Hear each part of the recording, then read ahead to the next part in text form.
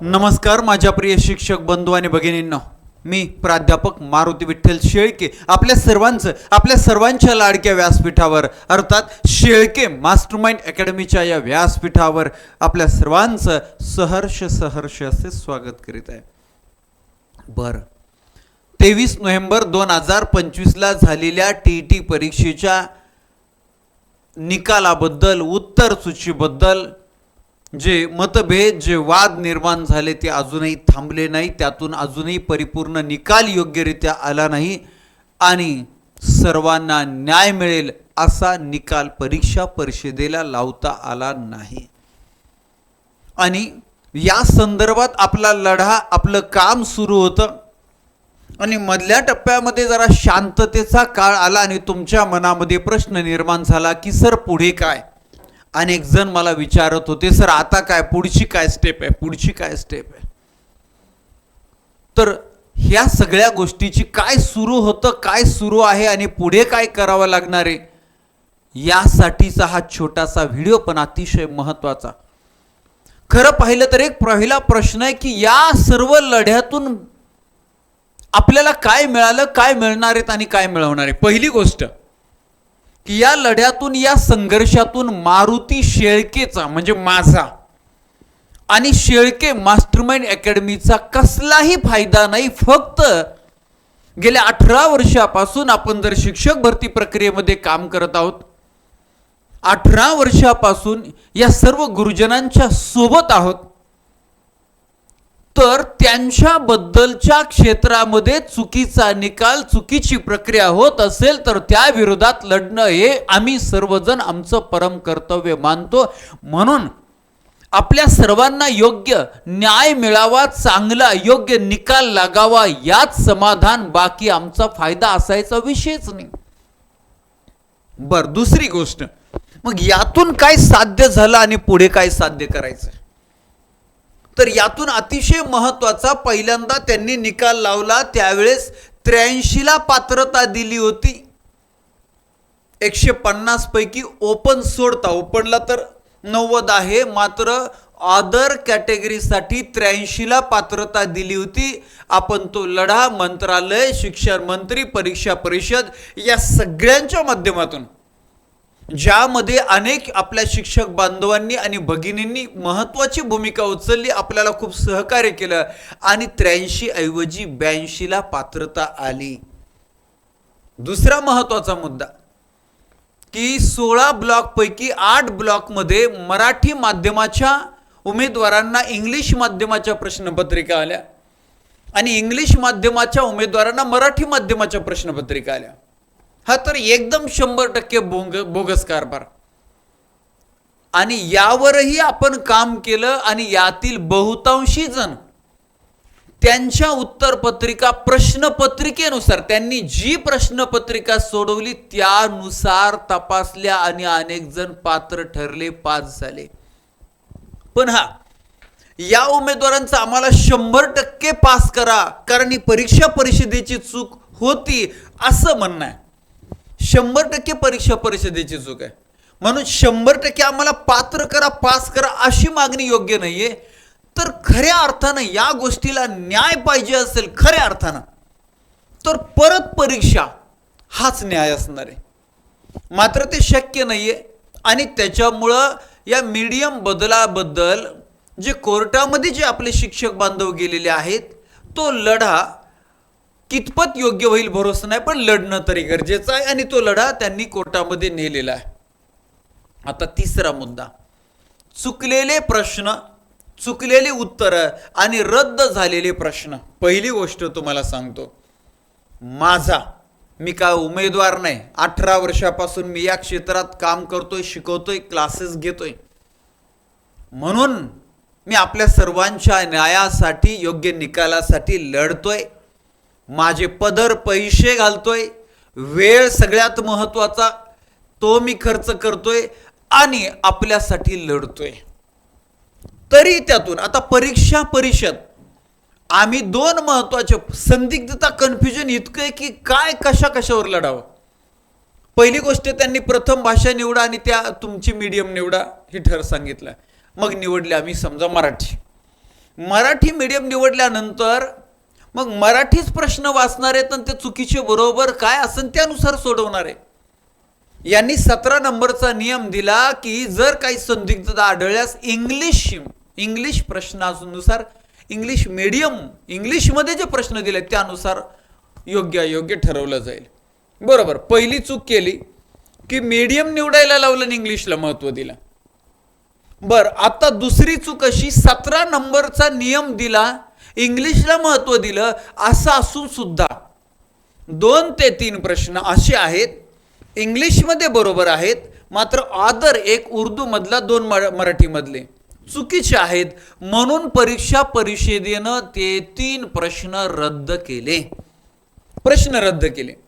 मग आता प्रश्न रद्द झाले, हे परीक्षा परिषदेचा निर्णय. आपण तसे प्रश्न रद्द करावा असं अजिबात म्हटलं नव्हतं, अशी मागणीच नव्हती. कुणी केली असेल आपल्याला नाही माहिती.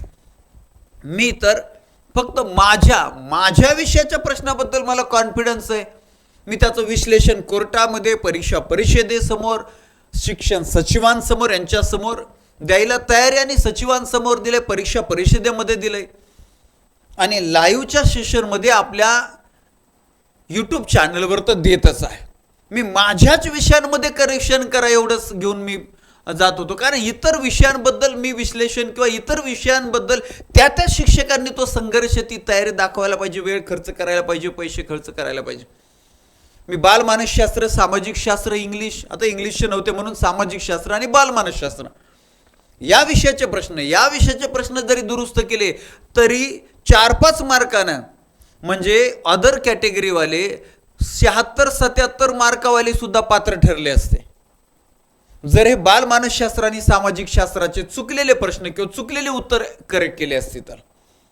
मात्र यांनी नको ते प्रश्न रद्द केले. बरं, रद्द केल्यानंतरही सगळे गणित बिघडते आणि त्याच्यामुळं 150 पैकी 82 मार्क्स ज्यांना होते ते पात्र ठरले होते आपल्या 83-82च्या लढ्याना. मात्र झालं काय की 150 मधला एक प्रश्न रद्द केल्यानं 149 झाले आणि मग 82 वाले 81 वर गेले. 81 वर गेल्यानंतर 81 वाले पात्र ठरत नाही, अपात्र ठरतात. आणि मग आता हे काय करावं, आणि शेळके सरने आम्हाला अपात्र ठरवलं का काय. आता मी तुमच्या पात्रतेसाठी लढतोय. एका अकॅडमीच्या चॅनलवर, टेलिग्राम चॅनलवर, तर ते अकॅडमी वालेच सांगत होते की बघा तुम्हाला शेळके सरने अपात्र ठरवलं. अरे सोन्या, मला जर तुमच्या अपात्रतेने 10-20 लाख रुपये मिळणार असेल तर ठीक आहे, मी तुमच्या पात्रतेसाठी प्रयत्न करतोय. बरं, त्यातल्या 1-2 शिक्षकांनी मला त्याचे स्क्रीनशॉट काढून पाठवले, तेव्हा मला कळलं, नाही तर मला तरी काय माहिती, मी काय बघत नाही जास्त. त्याच्यानंतर 2-4 जणांनी मला धाडस करून कॉल केलाय. बरं, काय थोडा आपण शिक्षक आहोत, आपण थोडा विचार करायला पाहिजे, आपण मॅच्युअर आहोत, आपण आपलं वय काय की मला दम सर, आता इथून पुढं जर या मुद्द्यावर जर काही वाद घातला, कोर्टात गेले तर मग बघा, अरे सोन्या तुला कोण घाबरते. आम्ही आळंदीमधली डाऊची कंपनी तशी जात नव्हती अर्ज विनंत्या करून, तर ज्या व्यसनमुक्त युवक संघटनेने ती कंपनी पेटवली, त्या व्यसनमुक्त युवक संघटनेचा बंड आता त्या कराडकरांचा मी कार्यकर्ता आहे. माझा लढा फक्त आता या टीईटीच्या परीक्षा परिषदेपुरता नाही आहे, तर सध्या गुणवडी, रुईछत्तीशी आमच्या गावात आणि पंचकृषीमध्ये दारू सारखे, डान्स बार सारखे जे अवैध धंदे राजकारणी लोकांचे, गुंड मवाली लोकांचे उभे आहेत, त्याच्या विरोधात आम्ही ओपन लढा सुरू आहे आमचा. म्हणजे आम्ही याच्याही पुढं आपल्याच व्यसनमुक्त युवक संघटनेनं एका जिल्ह्याच्या पालकमंत्र्यांच्या परमिट रूमला, म्हणजे लायसन असणाऱ्या बियर बारच्या विरोधात लढून निवडणुकीच्या माध्यमातून ते बियर बार बंद करायला आले. सांगण्याचं तात्पर्य की मी अन्याय जिथं असेल तिथं किती बी मोठ्या ताकदीचा असू द्या भाऊ, आम्ही घाबरत नाही. तू पहिला गैरसमज दूर कर की शेळके मास्तर मुळे तू अपात्र. अहो शेकडो, हजारो, 83-82 पात्रता आल्यानंतर किती लोक पात्र झाली, याचा आनंद, याचं समाधान मानायला पाहिजे. हे परीक्षा परिषदेची चूक आहे की हे नको ते प्रश्न रद्द करते. रद्द करण्याऐवजी सगळ्यांना मार्क द्यायला पाहिजे. किंवा आता तुम्ही रद्द केले तर 150 पैकी ते तर मी सांगणारच तुम्हाला की 89 वाले पास कसे होतात आणि 81 वाले का पास होत नाही.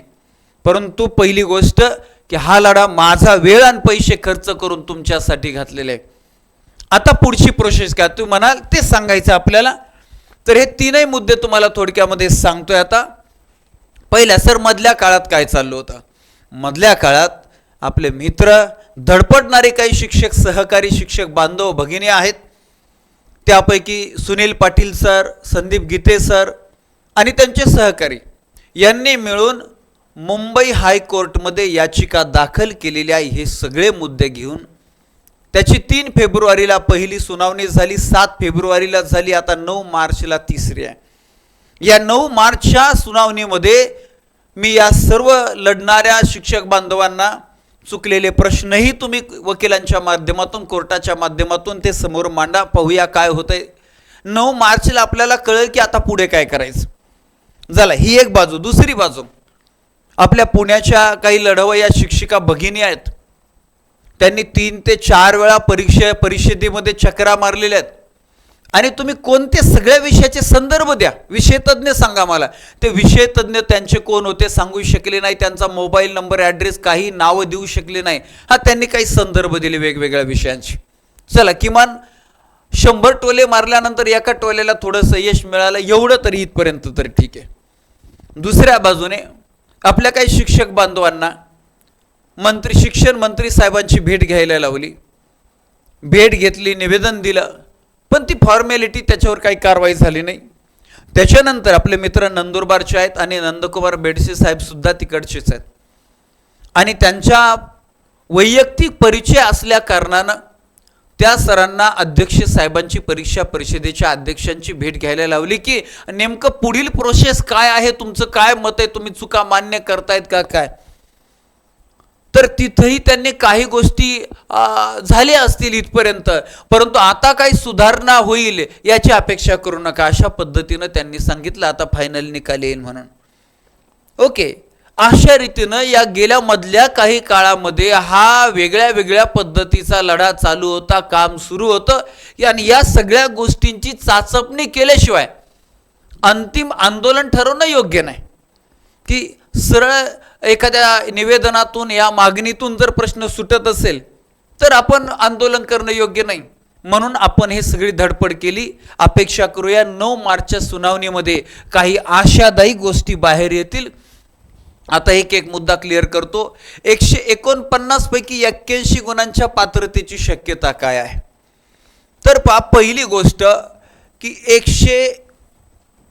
150ला ओपन कॅटेगरीला 90ला पासिंग आहे, म्हणजे 60% पासिंग आहे. ऑदर असतील 150 पैकी 82ला पासिंग आहे, म्हणजे 55% पासिंग आहे. खरे 55%, खरे 60%. बरोबर. आता काय झालं, प्रश्न रद्द झाला आणि 149 पैकी 89 मार्काला इथं पासिंग झालं. का पासिंग झालं. 149 पैकी 89 म्हणजे किती, तर 59.73%. 59.73% म्हणजे 59.5 असेल तरी चालतंय, म्हणजे म्हणून इथं बरोबर आहे. आता इथं 101 प्रश्न रद्द झाल्याने 149 पैकी 81 ज्यांचे झालेले आहेत ते मात्र अपात्र आहेत, पास नाहीत. का. कारण इथं टक्केवारी जी आहे 54.36% होती. आपल्याला इथं अपेक्षित आहे 54 किमान 5%, 54.50%. आणि म्हणून 81 वाले अपात्र आहेत. मग मुद्दा असा आहे की 81 वाले पात्र या अगोदर दिलेले आहेत का. सोशल मीडियाला असे सर्टिफिकेट काही फिरले, परंतु ते पूर्ण नव्हते. त्या उमेदवाराची ओळख होऊ शकले नाही. बरीचशी माहिती काढण्याचा प्रयत्न केला. मग त्यातून मी काही सर्च केल्यानंतर काही मार्क सर्टिफिकेट मी गोळा केले. 2021चं सर्टिफिकेट आहे महाराष्ट्र राज्य परीक्षा परिषदेचं. आणि इथं पहा 149 मार्क्स आहेत. 149 पैकी 81 मार्क्स आहेत आणि त्यांनी इथं 54% पडलेले दिलेले आहेत आणि अपेक्षित आहे आवश्यक आहे 55% आणि खाली मग दिलेलं आहे अपात्र, नॉट एलिजिबल, अपात्र. म्हणजे या अगोदर 2021चा आपण जर अनुभव पाहिला तर 149 पैकी 81ला अपात्र दिलेलं आहे, पात्र नाही. म्हणून याच्या अगोदर अशा प्रकारचा निकाल दिलाय म्हणून आताही द्यायला पाहिजे, तर तो प्रूफ आपल्याकडे नाहीये. याच्यानंतर अजून एक दुसरा पुरावा इथे 2021चाच आहे. पा इथेही 149 आहेत. 149 पैकी त्यांना 87 आहेत, ते पात्र आहेत. मी मुद्दा म्हणून घेतला. पण मात्र इथं पात्रतेची अट 55%च दिलेली आहे. म्हणजे तिथं 82चीच अट दिलेली आहे, 81ची नाही. जरी प्रश्न रद्द झाला म्हणजे 149 पैकी. ओके. आणि म्हणून एक गोष्ट क्लिअर झाली की याच्या अगोदर 149 पैकी 81ला पात्रतेचं जे सर्टिफिकेट फिरत होतं ते काहीतरी एडिटेड असावं, ते बरोबर नसावं. अजूनही तुम्ही माहिती काढू शकता, गोळा करा कुणाचं, पण मला तर 5-7 आले, त्यातले सॅम्पल म्हणून मी 2 घेतले. ओके. मग याला काय मार्ग आहे, 81ला काय मार्ग आहे? तर याच्यातून 81 वाल्यांचा मार्गापैकी पहिला एक महत्वाचा मार्ग आहे पहा, की रद्द झालेले प्रश्न, जे प्रश्न रद्द झालेले आहेत ते 17 नंबरचा जो नियम आहे त्या नियमाला अनुसंगून रद्द झालेले नाहीयेत. म्हणजे इंग्लिशमधून ते बरोबर होते असं असलं, मराठीतून ते चुकीचे होते तरी ते रद्द केलेत. मग याचा काहींना फायदा काहींना तोटा, तो भाग वेगळा. तर अशा रीतीनं या मुद्द्यावर आपल्याला काही कोर्टामध्ये निकाल लावता आला, कोर्टामध्ये लढता आलं आणि लढाई चालू आहे. 9 मार्चला त्याच्या संदर्भात सुनावणी आहे, त्यातून काही निष्पन्न झालं तर आनंदाचे. ओके. याच्याही पेक्षा महत्त्वाचा मुद्दा आहे की चुकलेले, सगळ्यात महत्त्वाची संधी आहे, चुकलेली उत्तरं जी आहेत या चुकलेल्या उत्तरांवर आपल्याला काम करणं. मग चुकलेले उत्तर, या चुकलेल्या उत्तरांवर जर काम केलं आणि जे 4 ते 5 महत्त्वाचे प्रश्न आहेत त्यापैकी एका प्रश्नाचं उत्तर 4ही पर्याय आहेत. म्हणजे कुणी 1 नंबरचा पर्याय, कुणी 2 नंबरचा, कुणी 3 नंबरचा, कुणी 4 नंबर, कुठलंही असू द्या, त्यांना ते मार्क्स मिळणार आहेत. त्यांना ते मार्क्स मिळणार आहे. एक प्रश्न असा आहे की त्याचे 2 पर्याय बरोबर आहेत, 2 पर्याय बरोबर आहेत. याचा अर्थ काय, तर हे 2 पर्याय ज्यानं टिक केलेले आहेत म्हणजे यांना तर मार्क्स मिळाले, पण यांना बी मार्क्स मिळतील. बरोबर. तर अशा रीतीनं हे जे 4-5 प्रश्न आहेत त्यातून बऱ्याच जणांची पात्रता सिद्ध होऊ शकते, पात्रता, परंतु ते इतकं सोपं नाहीये. त्याला काम करावं लागेल आणि एक संघ राहावं लागेल. फक्त माझाच फायदा होत असेल तेवढ्याच मुद्द्यापुरतं तर ही संकुचित वृत्ती तुम्ही सोडा. असं असेल तर मी कशाला लढू, मग मी माझा क्लास आणि माझे ॲडमिशन आणि बस एवढंच. तर तुमची साथ नसेल, तुमची सोबत नसेल तर काय लढू मी? तुम्ही पॉझिटिव्ह नसाल, तुम्हाला यात समाधान वाटत नसेल तर मी का लढू, का धडपड करून, का त्रास करून घेऊ? हा महत्त्वाचा मुद्दा आहे.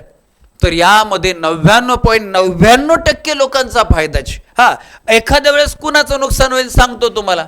नुकसान कुणाचं होईल हा एक प्रश्न आहे. त्याचे 1, 2, 3, 4 असे 4 पर्याय आणि परीक्षा परिषदेने 4 पर्याय बरोबर, 4 नंबरचा पर्याय बरोबर दिलाय, पण उत्तर त्याचा 1 नंबर आहे. बरोबर. मग ज्या उमेदवारांना 4 नंबरचा पर्याय त्याला येतच नव्हतं, गोळी हाणलेली, 4 नंबरचा पर्याय बरोबर केलाय, त्याला मार्क्स मिळाले. जर आपल्या लढ्यानं तो प्रश्न चेंज होऊन त्याचं उत्तर 1 झालं तर मात्र या 0.1% मध्ये 0.1% मध्ये कुणी एखादा उमेदवार असेल त्याचं नुकसान होईल, परंतु 99.99% लोकांना फायदाच आहे ना. आणि खरं काय, सत्य काय, त्यांना मार्क्स मिळायला पाहिजे ना. बरं, हे बहादर ज्यांचं चुकलंय ते बी मला फोन करते, सर ते नका प्रश्न रद्द करू, ते माझ्याकडं हातात आहे, मी फक्त सत्य मांडतोय, जे आहे ते आहे. परीक्षा परिषद बघेल की खरं आहे खोटं आहे काय. बरोबर आहे. आणि हे रद्द केलेले प्रश्न चुकीच्याच पद्धतीचे रद्द केलेले आहेत, त्याच्यामुळे ते परीक्षा परिषदेच्या विरोधात त्या रद्द केलेल्या प्रश्नाबद्दल बी लढायला पाहिजे. बरोबर आहे. झालं तर ह्या 81चा मुद्दा असा आहे, त्याबद्दल आपल्याला ह्या सगळ्या गोष्टी क्लिअर केलेल्या आहेत. त्याच्यानंतर पहा चुकलेल्या मीडियमचा माझ्या मते 70 ते 80% लढा सक्सेस झालाय. पण 100% सर्वांना कसं ते पात्र करणार आहेत? नाही ना पात्र करू शकत. तर याच्यासाठी तुमचा कोर्टात लढा चालू आहे, काय निकाल लागतोय पहा. पण मला तरी वैयक्तिक असं वाटतं जे शक्य नाहीये, पुन्हा परीक्षा घेतली तरच या चुकलेल्या मीडियमवाल्यांना खरा न्याय मिळू शकतो. तसं मिळू शकणार नाही. 100% पास करू शकणारे का परीक्षा परिषद करणार आहेत का? नाही, चला तुमच्या मीडियम चुकली होती म्हणून नाही करणार. 11% निकाल लागला आणि 100% यांचे पास नाही होणार, म्हणून हा मुद्दा 100% क्लिअर होणारच नाही. झाला. याच्यानंतर पुढे पहा, आता यातून मार्ग काय याच्यासाठी आपण 9 मार्चपर्यंत मुंबई हायकोर्टामध्ये जी याचिका आहे, 9 मार्चला जी सुनावणी आहे, त्यांना आपण पाहिजे ते सर्व पुरावे, सर्व व्यवस्थित डॉक्युमेंट्स जमा करू, तिथं व्यवस्थित लढा लढू. आणि त्यातून काही पॉझिटिव्ह निष्पन्न झालं तर खूपच चांगली गोष्ट आहे. आणि यातून महत्त्वाचा मुद्दा 81चा मुद्दा जो आहे, जो रद्द झालेल्या प्रश्नामुळं आहे, चुकीच्या पद्धतीनं रद्द झालेला आहे, तर त्यातून काही निष्पन्न झालं तर 81 वाल्यांना फायदा होणार आहे. 81 वाल्यांना 100% फायदा होणार आहे. आणि हा लढा प्रामुख्यानं हा 81चा आहे. तरी त्यामध्ये चुकलेले प्रश्न वगैरे आपण टाकलेले कोर्टाच्या समोर, या सगळ्या गोष्टी आल्या तर आनंदाची गोष्ट आहे. त्याच्यानंतर जर मग या लढ्याला काहीच निष्पन्न नाही झालं तर मग त्याच्या पुढे आपण नियोजन करूया, पाहूया. पण 2 सुनावणी झाल्यात. हायकोर्टानं ती काही याचिका फेटाळली नाही वगैरे, काहीतरी त्यातून आशावादी असेल. आणि म्हणून आपण आशा करूया की आपण त्यातून काहीतरी चांगलं निष्पन्न होईल आणि परीक्षा परिषद जे खरोखर पात्र होत होते ते पात्र ठरतील, पात्र होतील अशी अपेक्षा करूया. ठीक आहे, आम्ही तुमच्या सोबत आहोत.